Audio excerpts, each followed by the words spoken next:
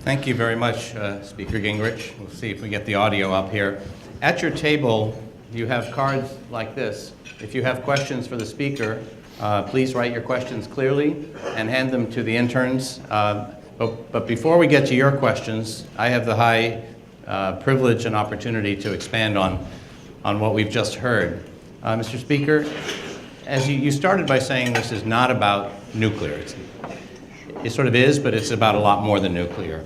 I guess my question is there anything about nuclear that you think the Congress can do? This is kind of unusual. Executive branch usually likes to hold the football and keep it from Congress. Certainly President Obama presented a final agreement to Congress.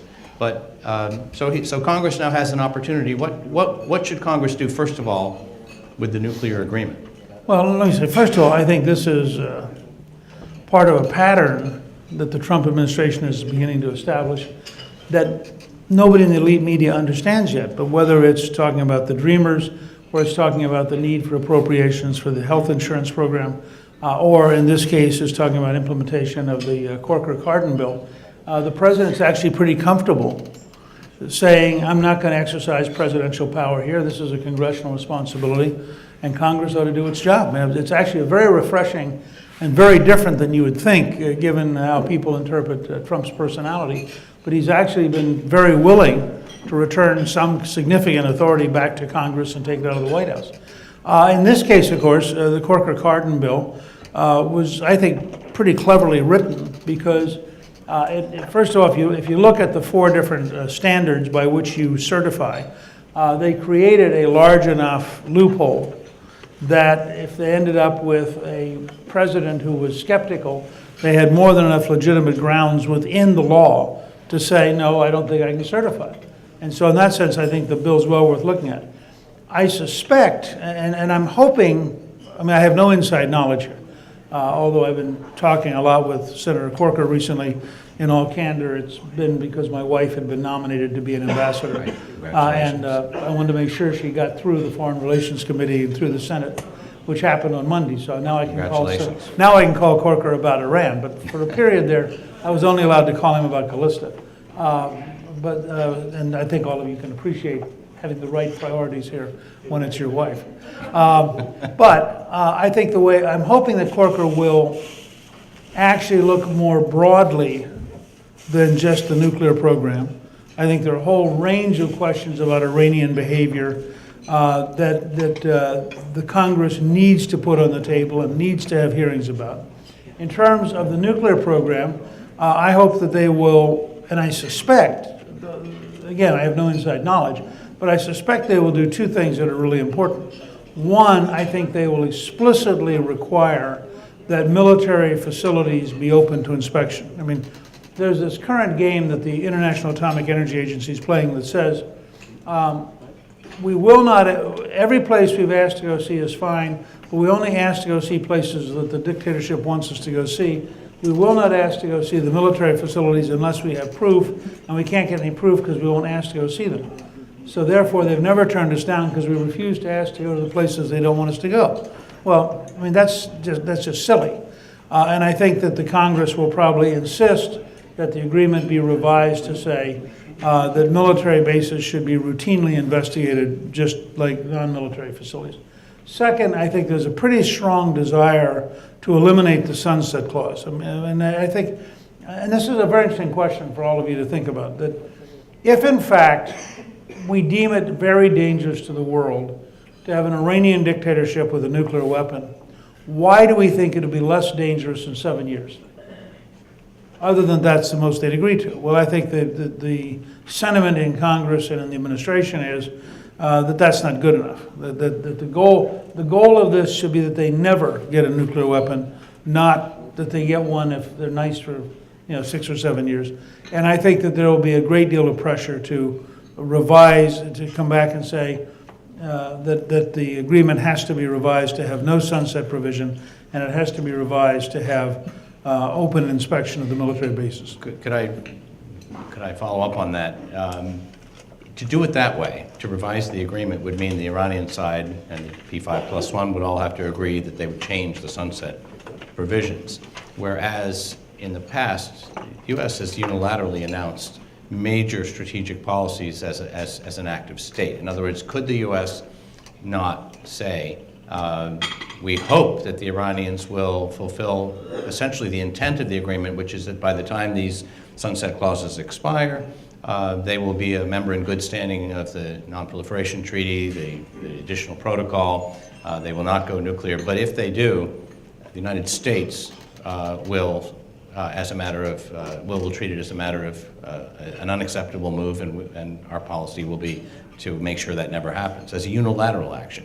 Is that satisfactory? Well, I think if I read the president's language correctly, what the president has set up is to say to the Europeans and the Chinese and Russians, look, you don't have to agree to this, in which case I'm pulling out. I mean, he said the other day, I can pull out any day I want to.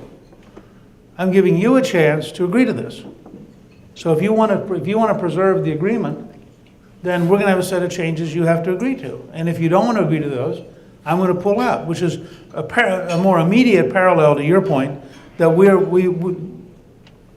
will not announce an entry point of the negotiation and say, gee, I hope we can get half of what we want. I think we will announce a policy change and basically say to the other countries, we expect you to agree with this. And if you don't agree with this, the same thing you said basically about the Paris Agreement on climate, which is, I want to renegotiate. If you'd like to renegotiate, I'm interested in staying in the deal. But I'm not going to stay in the deal if you tell me it's not negotiable. And I think the Europeans have to have a big challenge here, and so do the Chinese and the Russians. Mm-hmm. You said that you characterized what Iran has done with their politics as a facade of democracy, and they certainly make a big show out of presidential elections. There is data, precise data, that shows that the percentage of candidates who are legally entitled to run for president and who file, but those who are actually allowed on the ballot is 2 to 3% of the legal ones, never mind the ones who are in the resistance and could never file. And the only fully 100% elected president, Bani Sadr, was impeached and driven out of the country by force in 1981. So why does the United States not talk about this? The British, I remember David Cameron, when he was Prime Minister in 2013, said, well, in no way does this represent democratic behavior. But isn't it more than not being democratic, isn't it an insult to the democratic world for them to go through this facade and allegedly even reopen the polls at night, add numbers, even if they didn't change the outcome this past summer, to make it look like it was an overwhelming popular mandate when it might not have been? I mean, we didn't say a word about it. And our media, I think, depends on the State Department and the White House to send a signal here. What would be your view on the facade of democracy? Look, I think there's been a long period in which we have, it's very interesting. The high point of clarity was the 2002 State of the Union, where President George W. Bush described an axis of evil and said Iraq, Iran, North Korea. But we then never behaved like there was an axis of evil because we got all tied up in Iraq, and we got exhausted and we got confused. And along came the Obama administration, which had a pretty clear, open model that they wanted to see the Iranian dictatorship fill part of the vacuum in the Middle East. And so they weren't going to instruct the State Department bureaucracy to be aggressive in dealing with them. And I think you still have, and this is one of the great problems of the Senate's very, very slow process of confirming new appointees. You still have, in very large parts of the federal government, in almost one full year after the election, systems that are being run by holdovers who represent psychologically and ideologically the last administration. So there hasn't been, and this is where I think it's going to be very interesting to see whether President Trump and his cabinet are able to gradually actually muscle the bureaucracy. You have to muscle our bureaucracy before you can start trying to muscle the other guy's bureaucracy. And I think the process they're going to have there, they're doing it pretty well in small domestic bureaucracies, EPA, Department of Interior. But when you get to the large national security bureaucracies, they are very good at avoiding, just somehow. Somebody once said to me in the Pentagon, the term for the political appointees was the summer help. It wasn't, these are the president's appointees and therefore I'm going to salute them. It was, these are the president's appointees and I'm going to outlast them because they'll be replaced in 18 months. So I think that's part of what's going on. I think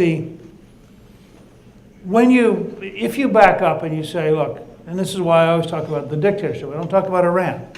Iran as a country, as a people, as a culture, is a remarkable, and the president did a pretty good job of saying this in his speech. But the dictatorship, when I look at it, has so many vulnerable points that you could keep them on defense forever. But that requires a decision at the National Security Council and in the major bureaucracies that we are going to psychologically pressure them every day. And I hope that the Treasury Department decision is the first step towards what you're describing. So let's pick that one up. And this draws on some of the questions that we're receiving so far. In Washington, you're talking about moving the bureaucracy. There's an ecosystem, sort of an intellectual ecosystem that involves think tanks, journalists, experts, retired experts, military, civilian. They all talk to each other. And there has been a theme, it seems to me, in Washington. The received wisdom is that we're trying to get moderates on the inside of the regime to influence the hardliners, and that some people tried to say recently that President Trump's tough speech only forced the hardliners and the moderates together. In fact, Foreign Minister Zarif put out a tweet that said, we are all IRGC, to which one very clever expert in Washington responded, thank you for confirming that. There's been some confusion here lately. What do you say to persuade the ecosystem that really that is not a realistic way to look at Iran? What do you say to them? And then I'm going to ask you about the non-military, sort of the broad gauge effort. And so you get to Iran. The American elites are frightened of having to deal with Iran, just as they're frightened of having to deal with North Korea. And so they lie.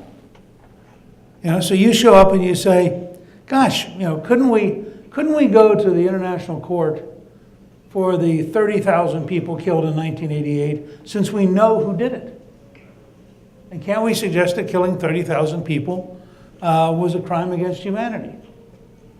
Parts of the State Department would melt down if you tried to do that.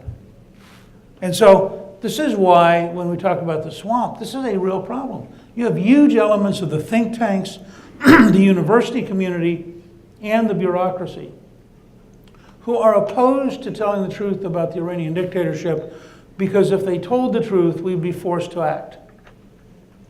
And therefore, in order to avoid acting, they'd rather live with the lie. And that makes it a huge challenge. And it's going to be fascinating to watch and see over the next 3 or 4 years what will be an enormous struggle, because the problem you have, I'll close this observation, this is why I'm strategically an optimist. It's the same thing that happened to Churchill. If Hitler had actually just been a good guy who wrote a stupid book, Churchill would have disappeared in history and you'd never have heard his name. But every year, Hitler would validate Churchill's warnings. And gradually, year by year, more and more people said, this is insane. I think that now that you have an administration willing to really look in a very direct way at the dictatorship, you'll see more and more information coming out. You'll see more and more steps being taken. And at each stage, it will increasingly validate an argument which says that a parliament which chants death to America probably isn't our friend. And you probably don't have, how about death to half of, could we negotiate? How about death to half of America? There's no common ground here for us finding an agreement with the dictatorship. Well, I see my friend and colleague, Professor Sheehan of the University of Baltimore here, who helped me in 2013 to try to put a book out that went through all of the official American accounts on the Mujahideen Khalq and the resistance, and showed from Western sources what we could prove. And the difference was startlingly wide from what is believed and what we could demonstrate to be true. It wasn't received with cheers in the streets and confetti. I can vouch for you on that, with a thud, but it hasn't been shown to be debunked either. So I think that has silenced a lot of the propaganda. And now you have President Trump's policy. So I want to ask you about the implication of what you said. And a number of the questions are coming in about this as well. You say we need to replace the dictatorship. There's a word that when I was working for Colin Powell in political military affairs, and we went into Iraq and Afghanistan, there's a word we don't use very often now called regime change, because everyone gets a chill in their spine and immediately reacts to it as though it's sort of a Rorschach test. But what you really are saying is, call it what you will, we're not going to send the third MEF and the third ID into Tehran. We're talking about change from within. Can you, when we were confronting the Soviet nuclear threat, we didn't do it by sending in armed forces or bombing the Soviet Union. It was all done very cleverly with writings, with intelligence investigations, with all sorts of proxy activities, influence operations. We were clever because we couldn't afford to be kinetic.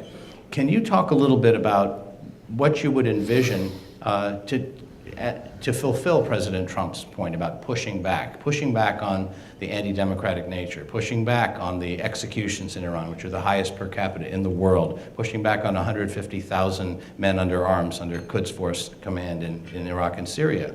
If we dramatically increased our information operations, if we openly honored and recognized the various forces of resistance, if we began pressuring them that we were going to seek justice for the people who have been slaughtering innocent Iranians, if we took a certain kind of economic steps, starting with the Iranian Revolutionary Guard Corps' economic assets, and began to simply squeeze them down, parallel to what we're doing in North Korea, you could actually have a lot of different things start to move simultaneously. And then if we said, we are not going to hold your activities outside Iran harmless. I mean, if you try to build a missile factory in South Lebanon, we're going to destroy it. Or we're certainly going to encourage and tolerate the Israelis destroying it, which is what the Israelis did with the North Korean nuclear facility in Syria. So there are steps you could take that would suddenly make it much more expensive to play the games they've been playing. At the same time, arming and strengthening the Sunni regimes in the Gulf and strengthening Egypt and Jordan all help us move in the same direction. And we probably have to really rethink our policy in Iraq itself and start to make it much more expensive for the Iraqi leadership to routinely sell out to the Iranians, which we've been tolerating now for almost a decade. So there's a whole series there. You mentioned the Iran resistance, and we've had some questions about that as well. And you went through the history. You said it was a totally phony designation to designate as terrorists the people who revealed the nuclear program and who now say there are 6 or 7 other sites that should be investigated. People in this town have done studies of who are the Iranian dissidents, who are the different groups, and it is striking to some of us who are quite familiar with the National Council of Resistance of Iran that we can't find anyone else that even has any profile compared to these people. The Green Uprising of 2009, they're in house arrest. They were supposed to be out in 2014. They're still in house arrest, so they don't really exist. So if you look at the criteria that might make sense, organizational capability, viable leadership, platform, risk, how much risk are they willing to take to defend their position, what capability do they have, political capability, does the regime pay any attention to them, does the rest of the world pay any attention to them?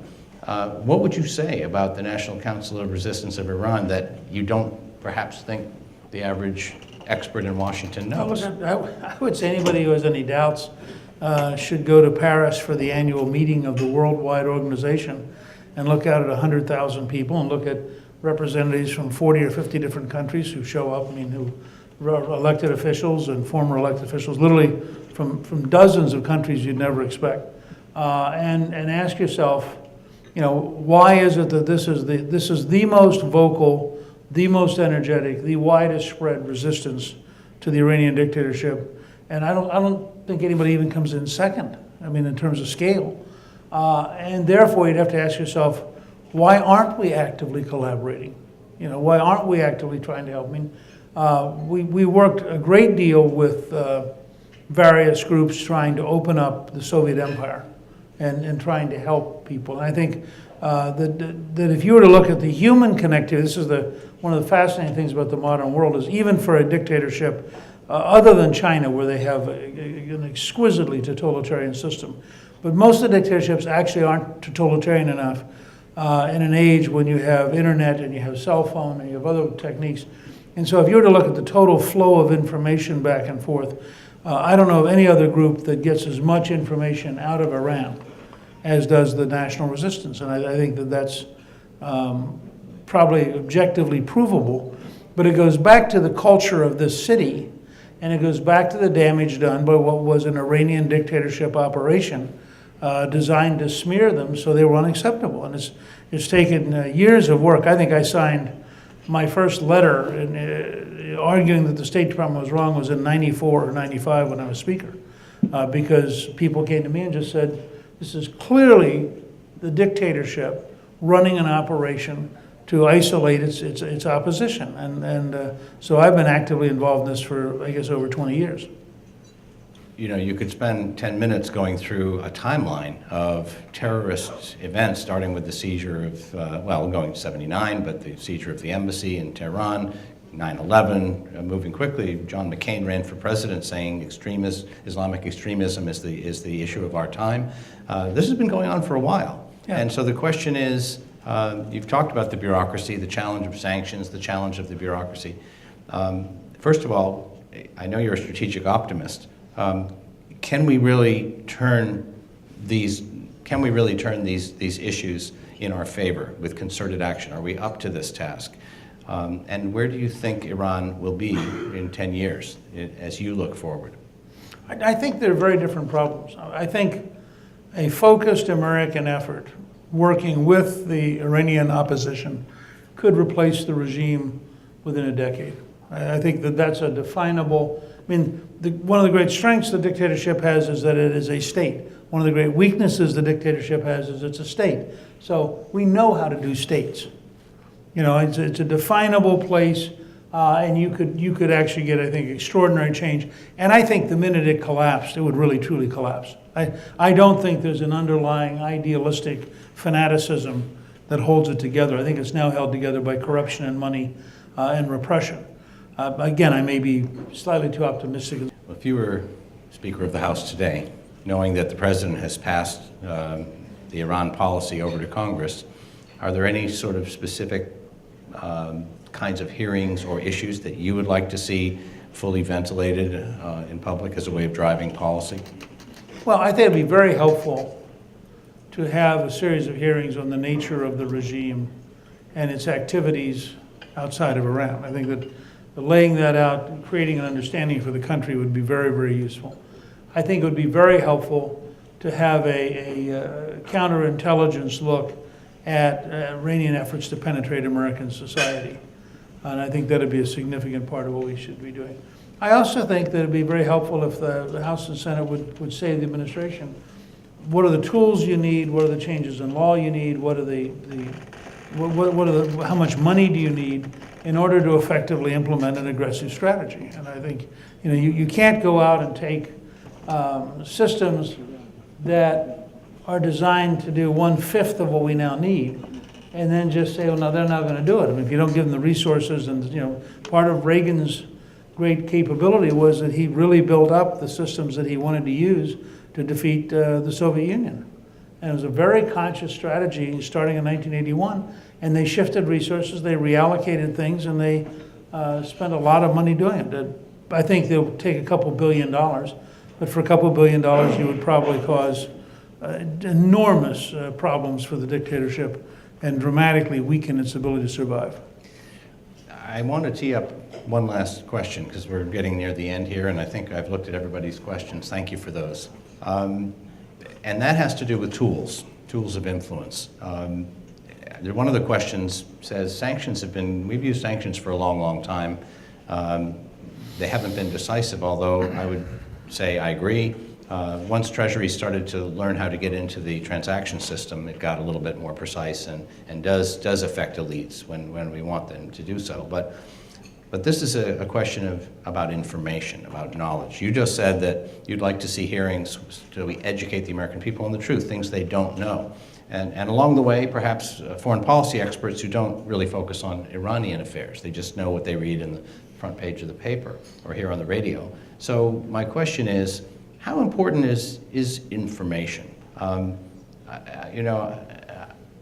When President Putin was caught trying to influence the United States through social media, through false information, doing the same in France and elsewhere in Europe, one of the responses that came to mind is to fight back with the truth. He's got a lot of secrets that he really doesn't want everyone in Russia to know, particularly about how much money he's parked offshore and corruption and that sort of thing. So he's vulnerable. And we know that there are a lot of things about the complicity of the Iranian senior leadership in egregious acts of terrorism, crimes against humanity, war crimes in Syria, 10 million people driven from their homes with 70,000 Iranian commanded men on the ground. There's a lot there. In this day and age, I know you're a forward thinker. Is information becoming perhaps equally powerful and impactful as military posturing, deterrence, and warfighting? Well, it can be. I mean, in the 1850s, Harriet Beecher Stowe wrote Uncle Tom's Cabin, which was a vivid novel about a slave trying to escape from the South.